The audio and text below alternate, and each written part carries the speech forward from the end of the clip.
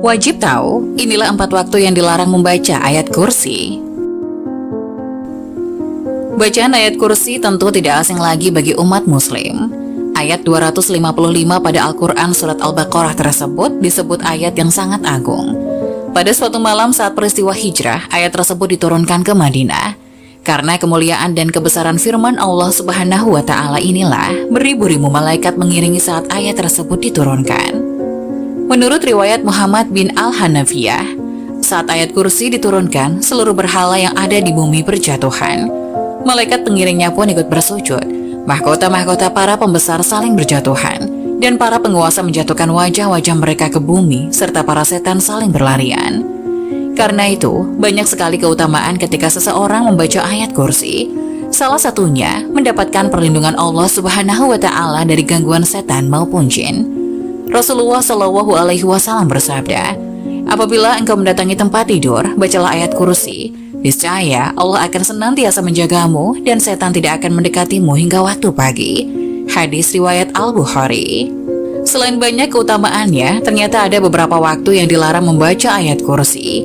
Jika dilakukan, bukannya mendapatkan pahala, justru mendapat dosa. Berikut ini adalah 4 waktu yang dilarang membaca ayat kursi. Saat ruku dan sujud dalam sholat. Larangan membaca ayat kursi pada saat ruku dan sujud dalam sholat sudah tegas dilarang oleh Nabi Muhammad SAW. Rasulullah SAW melarangku membaca Al-Quran saat ruku dan sujud. Hadis riwayat Muslim. Karena itu, jangan asal membaca ayat kursi di antara 2 gerakan sholat tersebut, karena sudah jelas ayat kursi menjadi bagian dari ayat Al-Quran. 2. Dilarang membacanya di kamar mandi. Ahlul ilmu menyebutkan bahwa tidak boleh seseorang membaca Al-Quran ketika berada di dalam toilet, sebab hal itu mengandung penghinaan kepada Al-Quran. Karena itu perhatikan ucapan-ucapan yang kemungkinan terlintas saat hendak masuk ke toilet.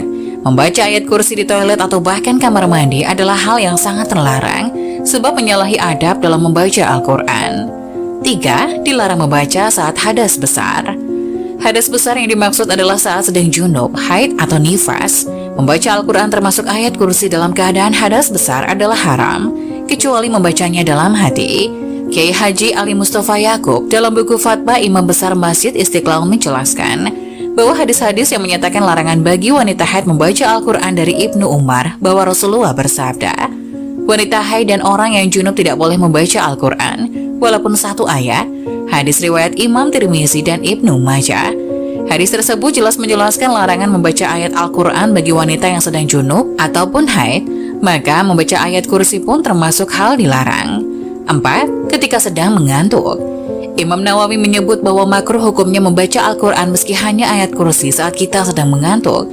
Hal ini bertujuan menjaga kemungkinan salah baca sehingga merusak atau merubah bacaan dalam ayat Al-Quran tersebut. Pendapat itu pun diperkuat dengan penjelasan dalam sebuah hadis dan Abu Hurairah bahwa Rasulullah Shallallahu Alaihi Wasallam bersabda, apabila salah satu di antara kalian bangun malam sehingga baca Al-Qur'annya menjadi kacau sampai dia tidak sadar apa yang dia baca, hendaknya dia tidur. Hadis riwayat Imam Muslim dan Ibnu Majah.